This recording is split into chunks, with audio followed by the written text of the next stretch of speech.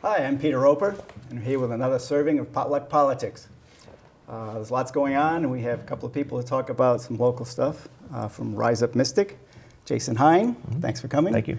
And Zach Hayden, thank you both. So three of us will be batting this around. To start off with, we want to hear, I guess, how you came about with RiseUpMystic, name and how you happened to form this group. Well, the group formed right after the election. I think, like a lot of people, I was up very late that evening, and I think at 3 in the morning, when it became reality that Donald Trump had won, I looked out my window. Some kind of reality. Some kind of reality. I looked out my window to see if anybody else was doing the same thing, you know, if I needed to talk to somebody right then and there. But I did see TVs on, and I knew we had to do something. So the very next day, I went to my neighbor's house, and I said, we have to talk. And one thing just led to another, and it began to snowball from there. But immediately after the election is when it really got started. Yeah. And the name, as far as I recall, came in one of our first little small group meetings. A software developer who was a part of the kind of beginning of the group mentioned Rise Up. And as I recall, it's a reference to the Hamilton the musical and the My Shot song, where there's a moment in it where Aaron Burr is telling Alexander Hamilton and all the other young rabble-rousers to quiet down, lower your voices, everything's going to be okay. And the response is to rise up, that, you know, if you don't do things, things won't be okay. And so I thought it was a great fit for us. And when he came up with that, it stuck. Yeah. Yeah, it's great because I think this is what democracy really is. You know, they have the chant when we've had marches, you know, what's democracy look like? This is what democracy looks like. I mean, rising up is, I think, what we really need to do. So good on you guys. I'm glad you did it. Thank you. Thank you. And I guess, Jason, tell us about what Rise Up really is. RiseUpMystic. What you think of as RiseUpMystic. So at first I wasn't sure. I mean, I wanted to talk, but at our very first meeting we decided that that was not going to be good enough for us. We needed to have an organization where if we were going to come together, we were going to take an action every time we came together. There's power in numbers, and it seemed a waste to only have a meeting. And so we always wanted to take some kind of action, but we wanted to make sure that it was a positive action. So, you know, I know a lot of our members are anti-Trump. I mean, they just are. A lot of folks are very concerned about the rhetoric and about guilty. Yes, I'm sure you're not the only one. But as an organization, I keep saying, for us to be focused, we can't be, as an organization, anti-Trump. We have to be very positive, and we have to think about positive ways to make change and to be civically engaged. So in that respect, we're not anti-Trump because we're focused on constructive dialogue and constructive actions. So. Good. And have you had resistance from the group on that score, or is it kind of been okay with everybody? I get teased a lot. You know, the people will ask me, "Are you sure you're not anti-Trump?" I know you always say it every event. I've heard you say it. We're not anti-Trump. But I remain focused, and I think that's important for us. So I'll stand my ground on that. So I'm not really anti-Trump. You know, in terms of our focus, but so I'll stand by that. I mean, I think there's always room for a little bit of sharing of frustrations at our gatherings, and some of that may revolve around Trump, but that's not what we're there for at the end of the day. I keep trying to remember positive energy is always stronger, and negative energy is not as good. So we shouldn't go negative if we can help it. And usually, the accusation of most groups, action groups, is that you're negative. You don't say what you want to do, you just say what you don't like. And so that's probably a good way to avoid that a little bit. It's also a reaction to what happened during the campaign. It was very negative, and I didn't want my children to watch the debates, for example. And so if they're going to come to a RiseUpMystic meeting, I want to be to make sure that what we're doing would make them proud. So that's another reason for us to be positive always. Okay, tell us a little bit about what you did first. I mean, I think the first I heard about you was you had a table down at the flagpole looking for volunteers and support, and I think funds. Is that the first event you had, or was it something other than that? Well, the very first event was sort of a coffee house meeting style at our neighbor's house, and we were only 5 or 6 people, and it was just this question: what do we do? And so a couple of coffees and a couple of dinners where we just thought, you know, do we want to bring in people? And we, the very first thing we thought of was, well, let's slow down before we start reaching out and growing. Let's think about laying down a foundation, an organization, so that if people do join us, that we've thought about what they can do and how they can participate. So it's one of the first steps. And none of us were experienced community organizers. None of us are. I mean, for the most part. And so, yeah, it was just kind of a sharing of what are the things you're most concerned about, and kind of going around the table and letting everybody say their piece. And through that, we were able to kind of come up with some common concerns where we felt like we could make a difference in Connecticut and maybe a little bit nationally as well. Yeah. Great. So then what did you do after that? After the coffee house, what was the next? I mean, when did you go public, I guess? Well, we tried to go public with a first meeting at the Mystic Noank Library, and we had a website at that point, so that was kind of our public face, and we had some interest on the website, and people responding to emails saying that they would be there, and we thought we were going to have maybe a turnout of 60, 70, 80 people. It ended up being 12, and I think it was right around Christmas and snow and who knows what. So because I missed that one. Well, and probably a large part of it was our own poor publicizing of the event. It might have been a little rushed, but after Christmas and in the new year, we had a follow-up meeting and kind of had the same expectation. It looks like maybe we'll have 50, 60 people at the most, but based on what happened before, we weren't super confident. And as it turned out, we had 182 people. So we went there thinking, 12, 20 people, and we're overwhelmed with all the people there supporting this cause, all the energy, all the ideas, and at that moment we knew we had a great group of people behind us, and a great sense of urgency and a great amount of energy to make some positive change. And the library was great too. I mean, we had a room. Well, you took over the library. We took it over, but they were so accommodating. They were really, they were great. So we've certainly made use of our public libraries, but a shout out to the Mystic and Noank Library and the Groton Library as well, because they've been great. Again, for a room that holds 75, to figure out what to do with 182 people was tricky, and they were very helpful. Yeah. Terri and I did plug into that one, and it was amazing because we drove up and there was no place to park. I mean, we parked a block and a half away.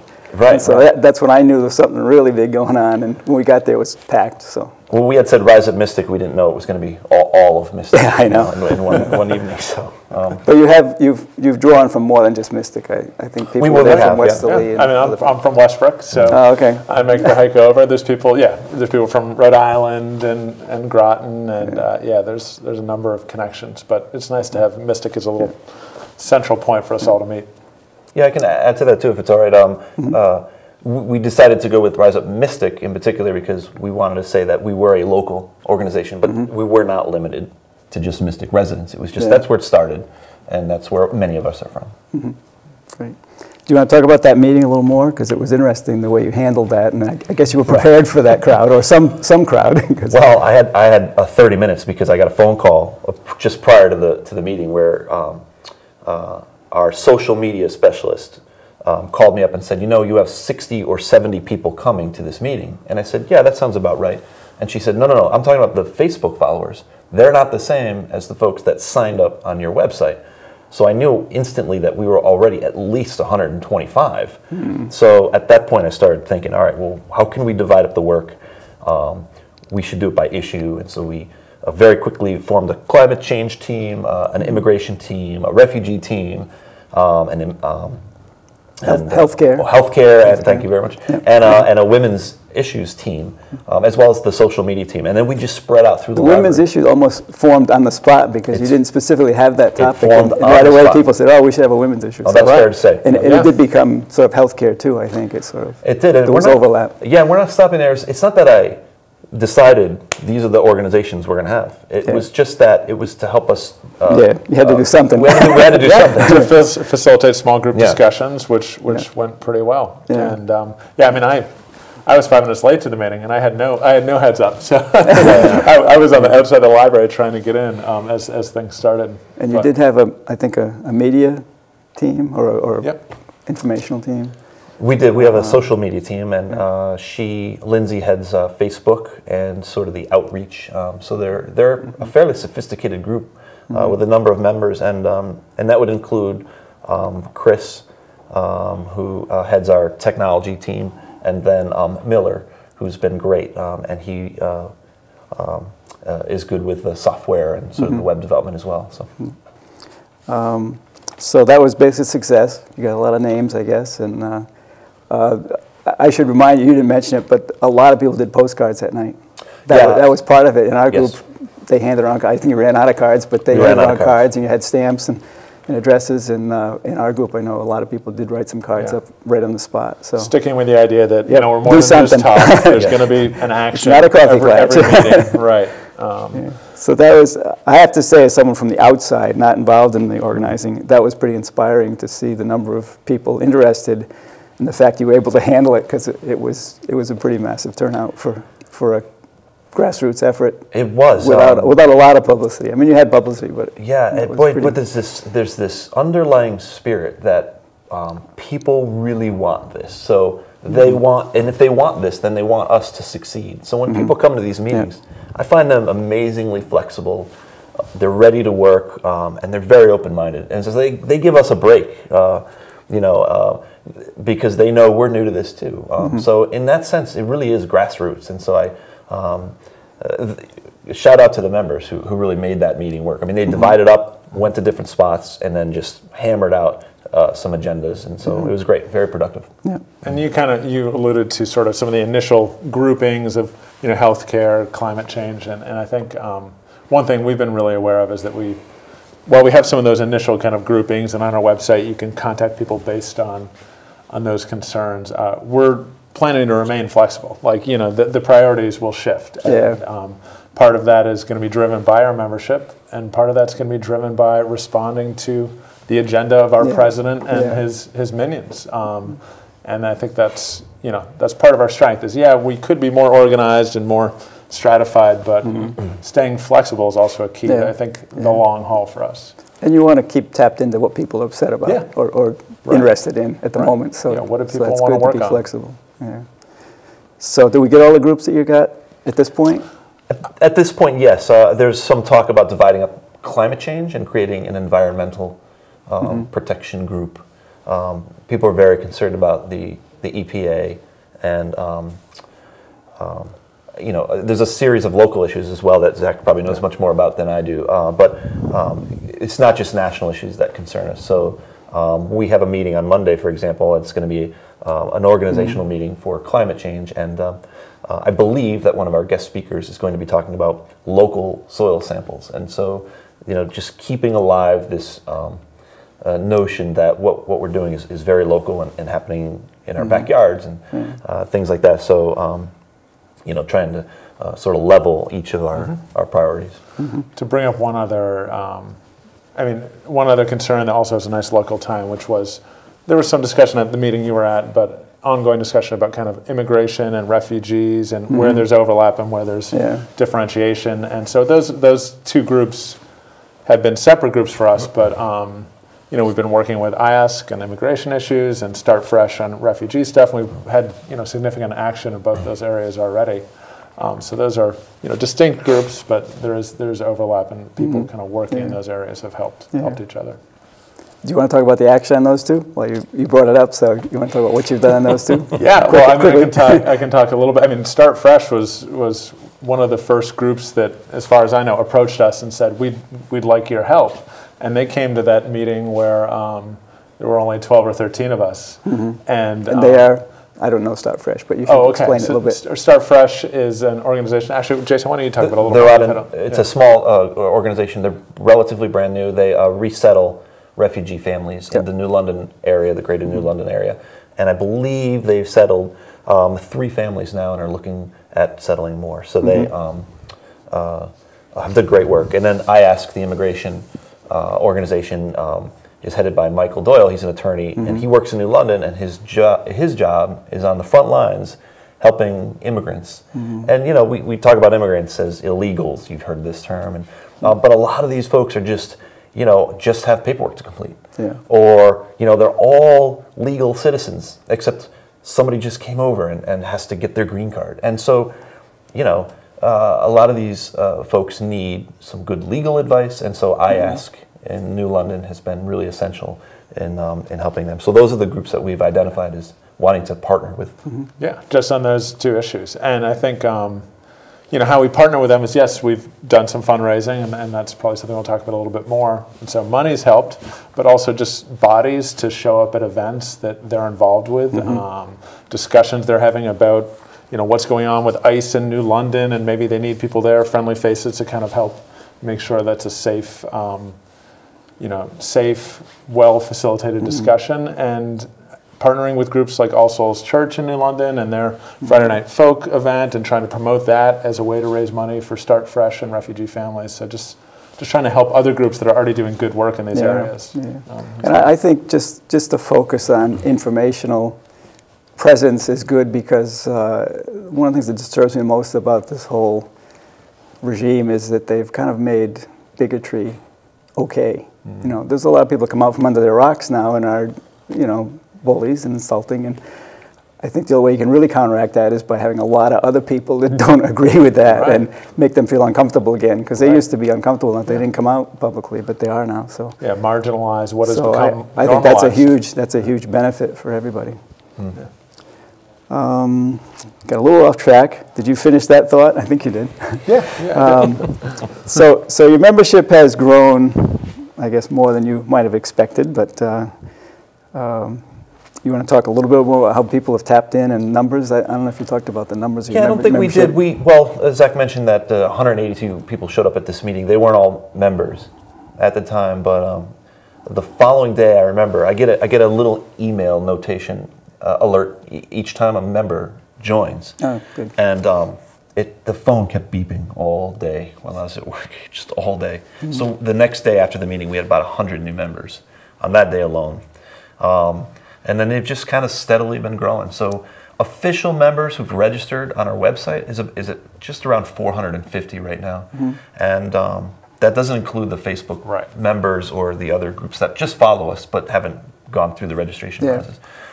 So and it's hard to say exactly where we are, which, by the way, makes it really difficult to find a good venue, because, you know, if we expect 300 people, a lot of these local libraries are out. So the Velvet Mill's been great. It's a great space for us, but we don't know that we'll always fill that either. So, but membership has grown, and now the question is, you know, how do we make sure that people are joining us and then finding that they can find a productive place within the organization, and that's our new task now as we grow in membership. Yeah, and again, it's probably going to be divided up into smaller issues groups or I think or smaller activities. Issues groups, task forces, and different jobs-based groups as well. So we're trying to be very open-minded, and we're also trying to learn from other groups. We're trying very hard not to reinvent the wheel. We're trying to get advice and just do it the right way, so that. I think collecting skills from our membership is something that we're kind of working on now. Who's going to help us with writing, editing? Who's got a good head on kind of the legislative process in Connecticut, or some insight into this bill or this topic that's kind of moving through the Connecticut legislature or national legislature. So, I think it's kind of collecting and organizing these skill sets that we have coming in. Just briefly describe the Velvet Mill project. It was a fundraiser, and again, postcards were prolific, I think, and I think you raised some awareness for the group. You raised some money for the group too, I think, because you sold signs. Your mom did a lot of signs. Yeah, right? Yeah, that's right. That's right. Even my parents. We met your mom and dad, that's right. and they were selling RiseUpMystic signs, which was great. Well, my she hand painted them. Yeah, she's an artist, so you owe her big time now. I do, all for many things. But she's an artist. And my dad's, he's good with the public. So between the two of them, they were out there selling signs, and they're big supporters. But yeah, I called it a kind of a no frills, no perks fundraiser. And so what we did was we just said, look, we've got the Velvet Mill, we're coming together. I really wanted to give Mike Doyle, this attorney from New London, from IASC, a chance to speak, and so he did.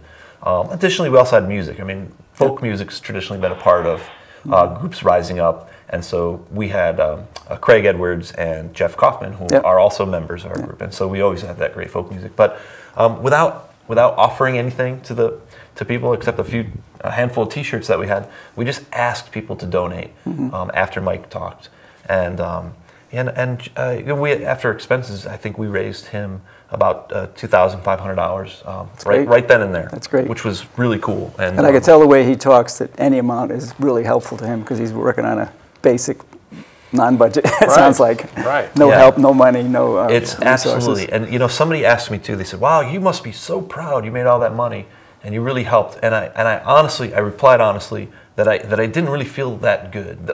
Each one of these actions isn't really making me feel good. I know that Mike will go through this very quickly. It'll help. Organize a few workshops. It's a drop in the bucket. It's a drop in the bucket, and it's just I'm just constantly thinking, all right, that's great that we helped, but we can't just leave them high and dry now that we've helped them. So we want to continue the partnership and come up with new ways of helping to raise awareness and money. And all the postcards that were sent out at that event too is another it's another great positive direct action, getting people writing, expressing their concerns, and thousands. Thousands. There are signs that it's working. The pressure on representatives, Republicans especially, is showing signs that it's actually working. So that's huge. That's a good positive reinforcement. So, and I think it's energizing Democrats too. I mean, to stay up all night and debate this and that, and kind of work on some of these cabinet nominations the way they have, and now to work on the next hurdles. So tell me, did you think that Trump would win? No, I did not think Trump would win. I remember I did not being somewhat encouraged by his showing in the Republican primaries, thinking, well, if this guy wins the primary, then we don't have to worry about a serious Republican candidate for president. So no, I didn't. And I think, I'm filled with the same regret and not taking this as seriously as I should have, that millions of Americans are. I would add to that, too. I heard a great story on NPR on the Colin McEnroe show, where he said, I like Colin, I was a big Nate Silver fan, and so I was always looking to him to tell me who was going to win. That way I wouldn't have to worry. And Colin McEnroe said on the show that he had to break up with Nate Silver after this election. I felt the same way. I thought I can't rely on certain aspects of the media. I can't rely on these folks like I thought I could. So I was stunned and shocked as well. And it was a wake-up call for me. Where am I getting my information from? So lots of questions arose after that election. Well, and we've never seen an election like this. There's been nothing to compare this to, really. And where it's going, I guess I'll answer this question. I didn't think it would get this bad this fast. I mean, I knew it was bad, but it's gone way beyond my bad expectations. You're saying post-election. Post-election. Right. I mean, I had hopes that Trump might grow up and be a president. He's not doing that, and he's worse than I ever expected. So, or hopes that he would listen to the experts that maybe surround him, semi-experts that surround him, and some experts, and hope that he would listen to them. And instead, he's listening to the enablers. A lot of people that were going to vote for Trump said, well, it's going to be okay, because if he wins, and then even after he won, they said, well, he's won, it's okay, he's going to surround himself with all these great people. And of course, my question was, well, why didn't we just vote for one of those people? Then instead of Donald Trump, if we don't feel that if we don't feel he represents everybody, and that's my biggest concern with Donald Trump. I don't think he represents everyone. There may be lots of people out there who think he said as much that his Republican voters are that the Republicans are his people or something like that. Well, there's a lot more Americans out there that are either unaffiliated or moderates, and he's got to represent everybody. So I guess I'd like to hear what you think about what's happening and what your favorite favorite issues that are being decimated are, and how you're looking at the issues part of this. And so some of the biggest concerns coming out of this? I guess what stimulates you to really do this? Is it a issue, or is it just the whole list of issues? I mean, there's some broad things for me, just in terms of how this government has formed, the sort of isolationist, exclusionary approach, the emphasis on deregulating, the just thinking of this man as a role model, and his emphasis on materialism above all else is just very concerning. So those are some of the big things that I feel like drive a lot of the little things. But certainly for me, the environment and what's happening there, and that is, I think, at the top of my list right now for a glaring concern that I feel like could do lasting damage with the gutting of the EPA and deregulation in general. So I guess, what are your goals? What are your immediate goals? What do you hope to accomplish soon? We're just a small group in Mystic, but I think our goals are to is to really begin that civic engagement that we probably should have started when we got out of high school, but for whatever reason, a lot of us didn't, and we just had faith that government was going to do what it needed to do, that government was going to rely on the scientists, and then create policy accordingly. We just sort of had this faith, I think, in our system, a blind faith, and so what do we hope to do? We have to step up where government is not going to. So on the issues of climate change, we can only do what we can do as a small group, but we have to rise up and defend, smart policy and heed the warnings of the scientists. And so we have to rise up in place of government. So wherever we think government's not going to do its job over the next 2 years or 4 years or 8 years, however long it may be, we need to step it up. And then I think dig in and remain engaged. It's good for us to be engaged, and I think we just forgot as a nation how to do that. We're generally speaking an apolitical nation. People think about politics at voting time, but then they don't think about it. And really, for democracy to work, you have to be involved in it all the time. Right. It's a continuous process, and so that's what's so inspiring to me that RiseUp has risen up, because it's time for people to get back involved in the democracy before it's gone. Because we're at a dangerous point where we could lose the democracy, I think. I think there's a real trend towards dictatorship here. And if we don't take it seriously, we're in trouble. Yeah. And if people feel a little guilty about it, maybe let that be a motivator. That's part of what's energizing me, certainly. And I think you talked about listening to the scientists, and I think what goes along with that for me in terms of something RiseUpMystic can do is to just be a source of reliable information to some degree, to not get caught up in a shouting match where we're sharing our bias-slanted information over at this other bias-slanting information, and the truth is somewhere lost in the middle. To try and kind of be purveyors of truth and science and real facts, and to try and figure out what those facts are. And I think when I think about trying to engage a Trump supporter and have a discussion, that's the hardest thing to start with. Like, what facts are you operating with, and what facts am I operating with, and where are our shared facts that we can start with before we even talk about ideology and concerns? Yeah. It's scary to think that facts are optional. I I just want to make a note that there is a event coming for supporting science on Earth Day in Washington, I think New Haven, and in East Lyme. So we have a close one, and I don't know if anything's happening in Mystic. We might talk about that later. We'll talk about that. But we're just about there, I think, as far as time. Anything quickly you want to add that we might have missed?